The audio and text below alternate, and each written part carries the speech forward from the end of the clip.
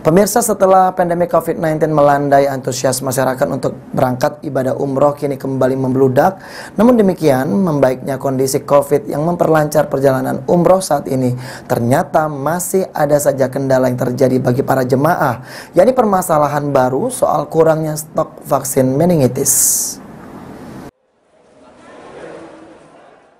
Setelah pandemi COVID-19 melandai, antusias masyarakat untuk berangkat ibadah umroh kini kembali membludak. Ketua DPD Asosiasi Muslim Penyelenggara Haji dan Umroh Republik Indonesia Ampurih Sumbaksel, Juremi Selamat menjelaskan, kini ibadah umroh setelah pandemi melandai memang mulai terasa mendekati normal. Berbeda saat penyebaran COVID-19 yang masih tinggi yang membuat syarat aturan serta protokol kesehatannya sangatlah ketat. Namun demikian, membaiknya kondisi COVID yang memperlancar perjalanan umroh saat ini, ternyata masih ada saja kendala yang terjadi bagi para jemaah, yakni permasalahan baru soal kurangnya stok vaksin meningitis yang menjadi keluhan hampir seluruh para jemaah di Indonesia, khususnya Sumatera Selatan.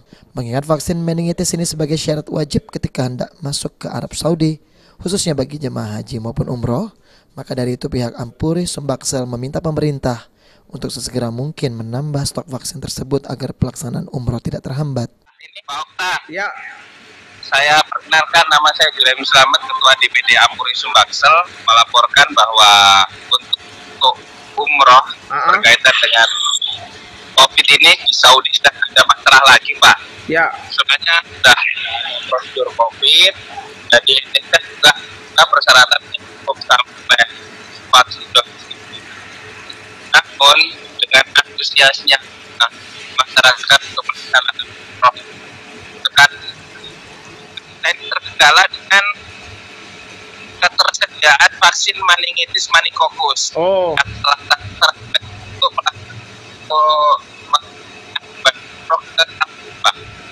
Terhadap calon jemaah umroh, walaupun saat ini kondisi COVID sudah melandai dan sudah normal di Saudi, mohon untuk menggunakan